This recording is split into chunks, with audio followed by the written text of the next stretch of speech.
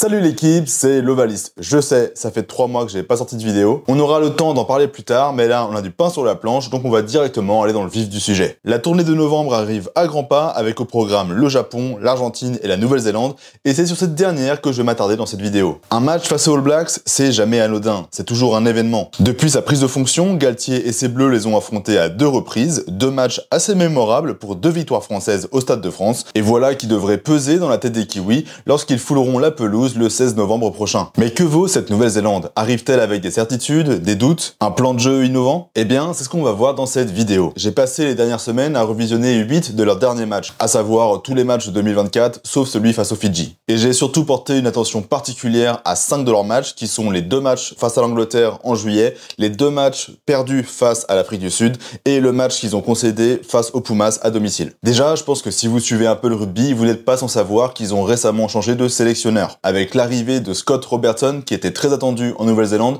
il est auréolé de gloire après 7 titres remportés d'affilée en Super Rugby entre 2017 et 2023, soit ni plus ni moins que l'entraîneur le plus victorieux de la compétition. Ça pose les bases. J'ai oublié de le préciser, il était à la tête des Crusaders, donc la province de Canterbury sur l'île sud de la Nouvelle-Zélande. Et il a donc pris la place de Ian Foster, qui était l'ancien sélectionneur, juste après la Coupe du Monde et la finale perdue d'1 point face à l'Afrique du Sud. Robertson, c'est donc quelqu'un qui arrive au poste avec des certitudes, avec des convictions, et qui connaît très bien les joueurs qu'il a entraînés avec les Crusaders. D'ailleurs pour ça qu'il donne sa chance à Ethan Blackadder, qu'on voit le retour de Severis, mais aussi surtout qu'il a mis Scott Barrett en tant que capitaine. Dans le même temps, plusieurs cadres ont raccroché les crampons, comme les deuxièmes lignes Retallick et Whitelock, et surtout le demi-mêlée Aaron Smith, qui n'a pas encore vraiment de successeur attitré. Maintenant que ce tour d'horizon a été fait, dans le jeu concrètement, qu'est-ce qu'on peut observer? Tout d'abord, les Blacks jouent avec 2, voire 3 numéros 10 ou têtes pensantes, distributeurs, bref, appelez ça comme vous voulez, mais des joueurs qui peuvent endosser la fonction de meneur de jeu. Avec Damian McKenzie en 10, Jordi Barrett en 12,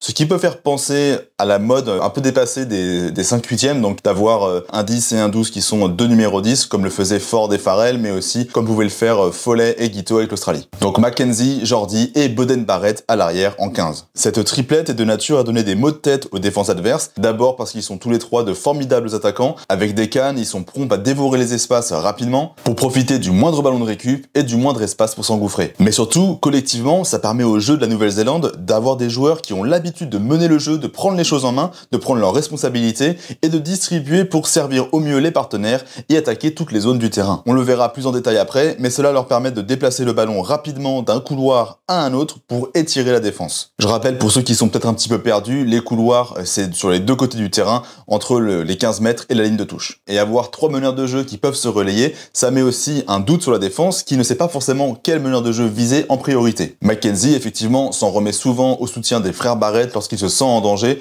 pour soulager son équipe et dégager un peu la pression. Donc c'est un plus pour jouer ballon à la main, pour avoir des relais sur le terrain, comme en équipe de France avec Jalibert ou Ntamak en 10 et Ramos en 15 qui permet de distribuer le jeu à tour de rôle. On va commencer tout bêtement avec un exemple, regardons en image. Le fait d'avoir Jordi Barrett, donc le 12 qui distribue sur ce lancement, permet à McKenzie d'anticiper, de gagner du temps pour se positionner en tant que manipulateur et venir attaquer le couloir dans un second temps avec Téléa. Bien évidemment, tout cela est aussi facilité par une libération ultra rapide de ses partenaires. Et cette action n'est qu'une parmi de nombreuses autres qui sont animées par cette triplette. Faire face à ces meneurs de jeu est un défi pour la défense qui ne sait pas forcément lequel des joueurs cibler en priorité, comme sur ce lancement en touche, on a 3 joueurs qui se lancent pratiquement sur la même ligne, chacun pouvant être réceptionneur. Donc d'abord il y a Téléa, qui n'est pas un manipulateur, qui n'est pas un meneur de jeu, mais qui lui vient de son aile opposée pour apporter du danger en pénétration, parce que c'est un joueur qui est très perforant lorsqu'il est lancé. En plus il se lance proche de la zone de fracture, donc attention, sachant que c'est une option crédible parce que de nombreux lancements néo-zélandais font appel à ces gros ailiers, que ce soit Clark ou Téléa, pour venir dans un premier temps sur touche créer un point de fixation au centre du terrain. McKenzie et Jordi, donc les 2 manipulateurs, sont quant à eux très serrés. Ce sont eux les potentiels distributeurs et on constate que McKenzie se retire au dernier moment pour laisser Jordi réceptionner le ballon et animer, et il vient se placer dans le dos pour un temps de jeu suivant. Mais dans le jeu courant, ce qu'on remarque, c'est que la grande majorité des ballons sont joués sous cette forme suivante. Les avants sont très souvent disposés en 1-3-2-2. Donc maintenant, à l'époque, c'était révolutionnaire quand le Japon l'a lancé, parce que ça permettait de capitaliser sur la gestuelle de leurs avants, sur leur rapidité plutôt que sur leur gabarit qui était souvent inférieur par rapport à leurs adversaires. Mais maintenant, c'est une structure qui est adoptée par la majorité des équipes qui veulent mettre du jeu. Ça permet d'étirer la défense et de dynamiser fluidifier le jeu en instaurant des relais sur toute la largeur du terrain. Ensuite, ces ballons sont essentiellement joués à partir du 9. Là, pour les Néo-Zélandais, la cellule de 3 avant va être démarrée à partir du 9, très proche du ruck. Et dans 90% des cas, la tête de la cellule, donc le réceptionneur, ne va pas forcément aller chercher le contact, ne va pas forcément chercher à se faire plaquer, mais plutôt va faire vivre le ballon avec une passe pivot dans le dos pour son ouvreur. Le but, c'est tout simplement de s'approcher de la défense, de la fixer pour l'arrêter, pour arrêter qu'elle glisse sur le large, et de libérer au dernier moment pour son ouvreur, son 3/4, qui va venir manipuler derrière. Une fois que McKenzie ou l'autre 10 a reçu le ballon, généralement, si l'équipe est en place, le schéma est le suivant. Il y a les deux avants de la première cellule de 2 qui va venir se proposer en cut, avec une course inversée pour encore venir arrêter la défense. Tandis que dans le dos de la cellule de 2 se positionne un second 10, donc souvent Jordi, mais ça peut être aussi Boden. Là, ce que je dis, c'est vraiment pas sorcier, hein, c'est la base du rugby. Je pense que si vous pratiquez le rugby depuis longtemps, c'est pas quelque chose qui vous est totalement étranger. Mais ce qui compte, en fait, c'est le timing et la réalisation. Si la passe est bonne, si les joueurs arrivent dans le bon timing de course, généralement, ça marche. Et souvent, en fait, dans le rugby, c'est ça le plus dur. McKenzie se retrouve donc avec deux solutions. Premièrement, si la défense n'a pas été fixée par la cellule de 3 et vient glisser sur le large, alors il vaut mieux envoyer un avant pété avec une course inverse pour venir tenter de la perforer. Si au contraire, on voit qu'elle traîne un peu en bord de ruck, alors là, c'est le moment d'écarter. Et si besoin, Jordi peut apporter du jeu pénétrant, soit en allant lui-même défier, soit en jouant avec Ioane. Ils aiment beaucoup jouer comme ça, Aura. Jordi aime beaucoup porter très près la défense pour lâcher avec Ioane qui arrive lancé, donc c'est pas du tout impossible. Mais une fois qu'on a dit ça, qu'il y a le 1 qui reste dans son couloir, que la cellule de 3 a été utilisée en pivot, que la cellule de 2 a été utilisée en course inversée, il reste encore deux avants à utiliser. Et là, c'est pour moi le plus intéressant. Très souvent, vous verrez que les deux derniers avants, ils interagissent pas forcément en tant que cellule, ils sont pas très proches l'un de l'autre. En fait, ils sont davantage utilisés comme des hybrides entre les avants et les 3/4. Généralement, ces deux joueurs-là qui sont détachés, ça va être des joueurs punchers qui savent manier le ballon, mais qui ont aussi des cannes, qui ont des appuis pour être capables de créer le déséquilibre. Vous verrez que c'est souvent le 8 Savea et le talonneur Taylor qui endossent ce rôle. Leur rôle, en gros, c'est de créer le déséquilibre, comme je le disais, en arrivant lancé proche du couloir, soit pour fixer et donner à l'ailier, soit pour défier et imposer leur physique aux arrières adverses. J'ai l'impression, attention, je suis pas un expert, que ça se rapproche un petit peu de la philosophie offensive du rugby à 7. Grossièrement, à 7, la tactique, souvent, elle consiste à vite gagner le milieu, voire le large du terrain, avec deux passes rapides pour éloigner le ballon des zones de ruck. Et une fois le ballon amené dans cette zone, là, c'est la zone ce qu'on appelle de création. Une fois le ballon amené dans cette zone, le but des joueurs en possession du ballon, c'est pas de directement passer le plat simplement pour l'ailier qui risque de se faire enfermer près de la touche. À 7, c'est pas tant l'ailier que l'avant-dernier et l'avant-avant-dernier, ou l'antépénultième pour les plus littéraires, qui doivent prendre la décision pour déclencher quelque chose. Ce sont les créateurs qui doivent apporter du danger sur un appui, sur une prise de balle, sur une feinte, pour créer de l'espace, et ensuite, soit servir l'ailier lorsque la défense a été éliminée, soit avec un mec qui vient converger. Mais en gros, c'est eux les créateurs. Évidemment, c'est pas aussi transparent que ça dans le jeu des All Blacks, c'est pas aussi clair et évident, mais on va dire que le comportement des deux avants qui se détachent sur la dernière cellule de 2, c'est ce qui m'y fait penser. Le but des Kiwis, c'est de balayer le terrain, de créer du mouvement pour aller jouer sur la largeur, étirer la défense et prendre les espaces. C'est différent d'autres équipes comme l'Afrique du Sud qui va apporter beaucoup de densité surtout aux proches et milieux de terrain et qui ensuite, une fois qu'il y aura du déséquilibre, va envoyer des grandes quilles qui vont être disputées par les ailiers. C'est pas non plus comme l'Irlande qui apporte aussi beaucoup de trafic, beaucoup de densité avec des passes courtes et beaucoup de joueurs qui se proposent en même temps pour surcharger la défense. C'est un petit peu différent pour la Nouvelle-Zélande qui hésite pas à se faire des longues passes, à venir chercher les espaces dans la largeur et à balayer le terrain jusqu'à ce que la défense s'ouvre. On revient en quelque sorte à une vision très basique du rugby, qui est juste d'écarter, de fixer, donner, chercher les espaces. C'est rien de sorcier dans la philosophie, mais par contre dans l'exécution, c'est là qu'il se démarque. Notamment parce que les All Blacks possèdent un bagage technique que je pense supérieur à beaucoup d'autres nations, et surtout ça se remarque au niveau des avants. Leur grande force, c'est la capacité à manipuler le ballon pour apporter le danger.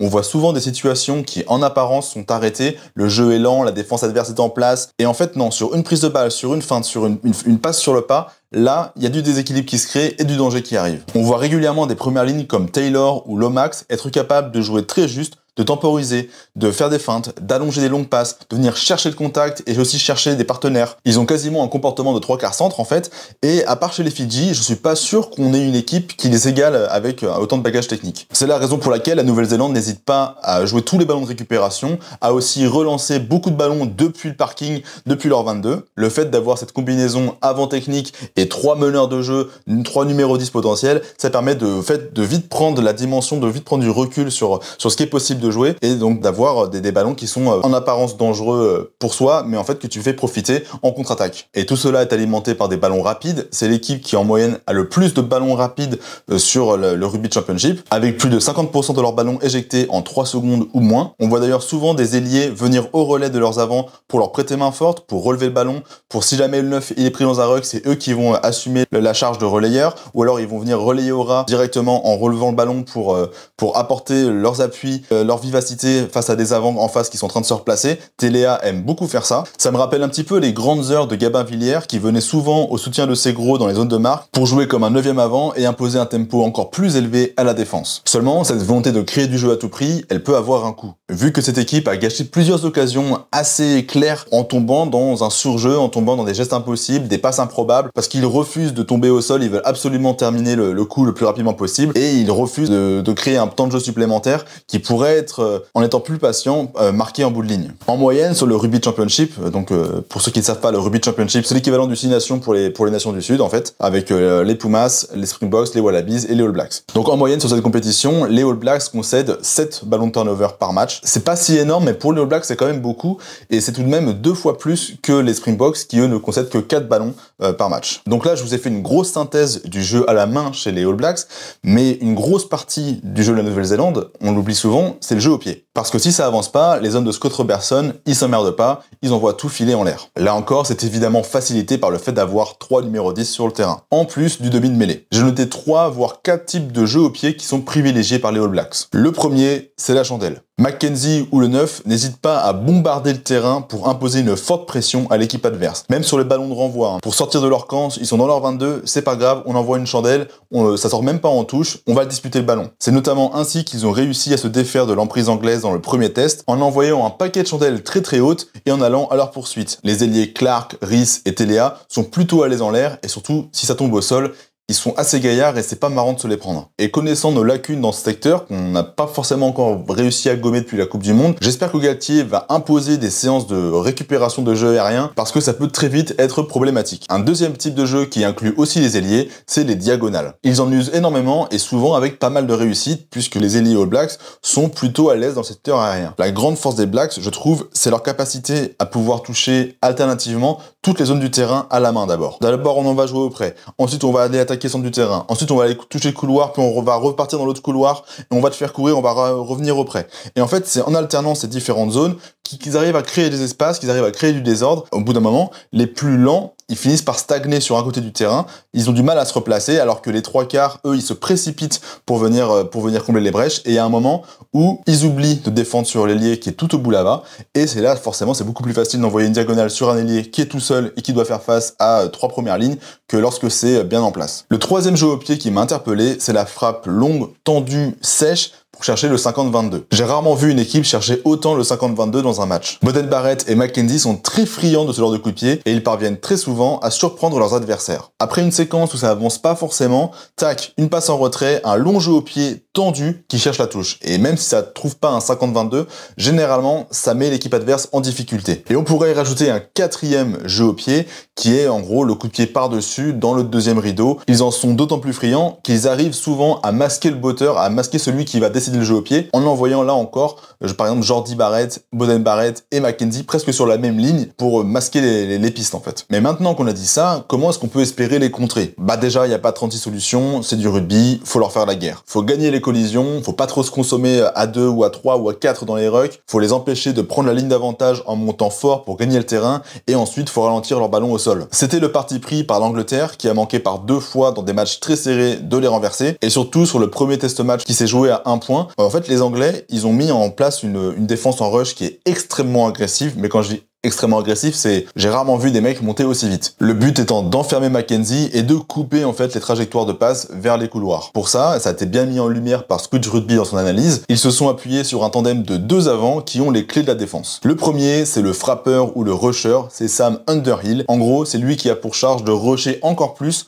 pour venir soit cueillir le porteur de balle avec le ballon, soit pour venir mettre la pression à McKenzie directement sur le relayeur pour le forcer à faire une passe dans la précipitation. Et si malgré ça, le ballon parvient quand même à toucher les couloirs, là entre en jeu Itoje, qui est le rabatteur. En gros, lui, il a pour mission de beaucoup se déplacer, de se replier pour être le premier au contest dans une zone où le porteur de balle Kiwi est souvent isolé, privé de ses avants. Donc en fait, le but, c'est d'envoyer un avant très rapidement dans une zone où il n'y a que des arrières. Et ça a plutôt bien marché parce qu'il a pourri pas mal de ballons tout en récupérant plusieurs turnovers. Cette tactique donc a très bien fonctionné et les All Blacks ont été emmerdés assez longtemps en première mi-temps, mais ça a fonctionné qu'une mi-temps justement. Parce que d'une part, c'est une défense qui est très énergivore, qui demande beaucoup de déplacements, qui demande beaucoup d'intensité, et aussi que les Blacks se sont adaptés en optant pour un jeu plus restrictif. Concrètement, ils ont renversé la pression en balançant que des chandelles. Donc c'est une stratégie défensive qui est quand même à double tranchant, parce que si ta défense parvient à se faire contourner ou que ton frappeur, le rusher Underhill, il est gêné par un bloc subtil de l'attaque avec un passage à vide, là toute ta ligne se retrouve en danger. Contre les Sud-Africains aussi, ce qui m'a marqué, c'est aussi la rush défense, même si c'était un petit peu moins organisé que les Anglais, mais c'est surtout le nombre de ballons qui ont été perdus au sol par les Néo-Zélandais. Et oui, parce que comme la stratégie néo-zélandaise consiste à étirer la défense au maximum en disposant beaucoup de joueurs sur le terrain qui sont éparpillés pour vraiment gagner la largeur, c'est pas rare de voir des situations où ces avants, ils sont en retard sur les zones de regroupement, ou alors carrément, ils vont d'abord penser à se replacer pour jouer le temps de jeu suivant, avant de sécuriser dans le moment présent le ballon et la possession. Et ils se sont fait avoir plusieurs fois face aux gratteurs sud-africains. Donc je suis curieux de voir comment la France va s'adapter défensivement face à la Nouvelle-Zélande. On sait que dans les débuts de la Galtier, on a vu une défense en rush qui avait été mise en place par Sean Edwards et qu'au fur et à mesure des saisons, on a vu cette défense s'étioler un petit peu. Depuis 2 saisons, je trouve qu'on est beaucoup moins efficace en défense. Est-ce qu'on va s'inspirer les Anglais et les Sud-Africains en réinstaurant une défense très agressive pour les étouffer, sachant que les Néo-Zélandais ont quand même démontré qu'ils avaient les capacités de contourner ces rush défense de manière assez facile par moment, ou est-ce qu'on optera pour une défense plus souple, qui glisse plus, mais aussi plus à même de venir se replier, quitte à concéder beaucoup de terrain, ce qui peut être dangereux face à la Nouvelle-Zélande si tu leur laisses trop de marge de manœuvre. Ça va être une vraie question après les grosses lacunes défensives qu'on avait observées lors du tournoi. On va arriver vers la fin de la vidéo, si ça vous plaît jusqu'à présent, n'hésitez pas à me laisser un pouce bleu et à vous abonner si c'est pas encore le cas, ça me donne beaucoup de force pour la chaîne. Maintenant, en guise de transition, j'aimerais parler des joueurs qui sont à surveiller dans cette équipe. J'ai parlé d'Ardie Savea qu'on ne présente plus, de Taylor aussi, qui je trouve, malgré son âge avancé, a fait quand même des très bonnes perfs sous le maillot noir durant cet été. Ces 2 joueurs qui sont des électrons libres sur le terrain, qui sont des punchers, qui ont la capacité à créer des déséquilibres par eux-mêmes. Mais cet été, en particulier, j'ai été frappé par le jeune Wallace Sititi, qui est le flanqueur des Hurricanes, qui est un véritable diamant brut. Il a à peine 21 ans, il me semble. Il est trapu, il est dynamique, il est rapide, c'est un vrai poison pour les défenses adverses. Il manie aussi très bien le ballon, il fait jouer après lui. Donc attention, parce que ça peut être un vrai relais d'Ardie Savea, qu'on a tendance à plus surveiller. Donc Wallace Sititi, retenez bien ce nom. Ensuite, derrière, je pense que la pierre angulaire de l'équipe n'est pas tant McKenzie que Beauden Barrett, mais plutôt Jordie Barrett. Donc le numéro 12. Il a un profil qui est assez rare dans le rugby, tant il est complet. Il est grand, il est costaud, il est rapide, c'est un véritable manière de balle, et en plus il a un pied. Donc c'est un centre qui aime le chocolat, qui aime défier, qui aime le plaquage, qui peut aussi bien créer des points de fixation par lui-même en perforant la défense, que de relayer son 10 dans un rôle un peu plus distributeur. Il apporte beaucoup de danger sur ses prises de balles, et c'est l'un des régulateurs aussi de la ligne défensive. Chez nous, le centre est encore sujet à débat, à cause des suspensions potentielles et des blessures actuelles, et je serais curieux de savoir quel profil est-ce qu'on va lui opposer. Mais on aura le temps d'en reparler lors d'une vidéo compo. Cependant, et je vais finir là-dessus, je pense que malgré tout ce que j'ai dit, malgré toutes les qualités que j'ai soulignées chez les All Blacks, je pense que on va les prendre. D'abord parce qu'on va les recevoir chez nous, que eux ils sont en fin de saison, ils ont enchaîné beaucoup de matchs de haute intensité cet été, et en plus, avant de venir au Stade de France, ils se seront cognés les Anglais à Twickenham dans un match qui s'avère pas marrant, je pense. Donc en termes de fraîcheur physique, déjà, on doit être au-dessus. Et ensuite, les All Blacks, c'est plus les All Blacks d'avant. Là, ils sont en proie au doute. Ils ont quand même perdu 3 matchs dans le Rugby Championship, ce qui leur était pas arrivé depuis quand même pas mal de saisons. Et puis, il faut voir aussi la manière dont ils ont perdu ces matchs. Souvent, dans les 10 dernières minutes. Contre l'Afrique du Sud, dans les 2 matchs qu'ils perdent, ils prennent un carton jaune alors qu'ils étaient en train de mener, qu'ils étaient en lead du match. C'est l'équipe sur le Rugby Championship qui est le plus souvent en tête en termes de nombre de minutes. Mais par contre, qui a quand même perdu 3 matchs. En matière de discipline, ils sont pas mal pénalisés. Ils tournent à 12 pénalités en moyenne par match, ce qui est quand même une moyenne assez haute pour les All Blacks surtout, quoi, qui étaient pas forcément habitués à se faire autant siffler. Et le meilleur exemple pour moi pour illustrer ce doute, c'est la manière dont ils ont perdu le match face aux Argentins. Vous verrez, ils enchaînent les boulettes sur boulettes alors qu'ils sont pourtant devant dans le match, et ils offrent tout aux Argentins sur un plateau dans les 5 dernières minutes. Attention, ça reste une très bonne équipe de rugby, mais leur aura d'invincibilité a pris un petit coup depuis la Coupe du Monde et même depuis avant. Ils se cherchent encore aussi un numéro 9, ils n'ont pas forcément instauré un mec qu'ils ont réussi à installer après la suite d'Aaron Smith. Cortez Ratima est encore un petit peu tendre, Cameron Regard revient de blessure, Christie, pareil, je crois qu'il est blessé, qu'il est en train de revenir, et ils ont rappelé TJ Perenara de sa retraite, mais ça n'a pas non plus été hyper concluant. Ça reste un très très bon joueur, mais pas au niveau de ce que les All Blacks prétendent. Je pense qu'on a les joueurs pour venir les chatouiller dans les zones où ils sont pas très à l'aise, notamment dans le jeu au sol. On a des gratteurs qui sont capables de venir les embêter. Marchand, Movaka,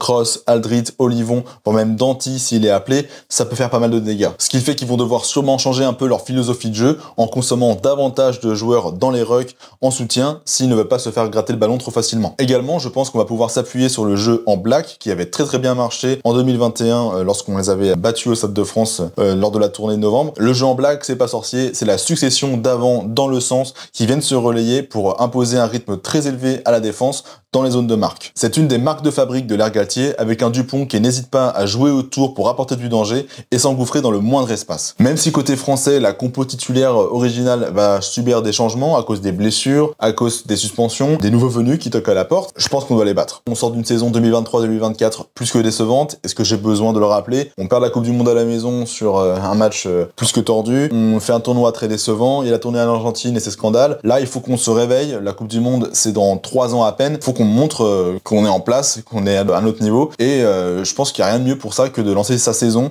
avec une victoire à la maison face à la Nouvelle-Zélande. C'est maintenant la fin de la vidéo. Je pense qu'elle va être un peu longue. J'espère que vous avez tenu jusque-là. J'ai essayé de condenser beaucoup d'informations pour vous les rendre digestes. Ça veut pas dire que tout ce que j'ai dit va se produire exactement comme je l'ai dit, parce que forcément j'ai pas pu tout voir, je suis pas un expert non plus. Les choses risquent encore d'évoluer un petit peu d'ici là, avec des changements dans les compos, dans le style de jeu qui risque de s'affiner encore côté All Black. Mais en tout cas, si vous avez encore un peu de temps, je vous conseille d'aller voir la vidéo que j'avais faite l'an dernier avant la Coupe du Monde sur aussi le jeu des All Blacks, qui est assez complémentaire avec ce que vous venez d'entendre. Bref, merci de m'avoir regardé, on va se retrouver très vite pour une vidéo compo. Moi je vous dis à la prochaine, bye l'Ovalie.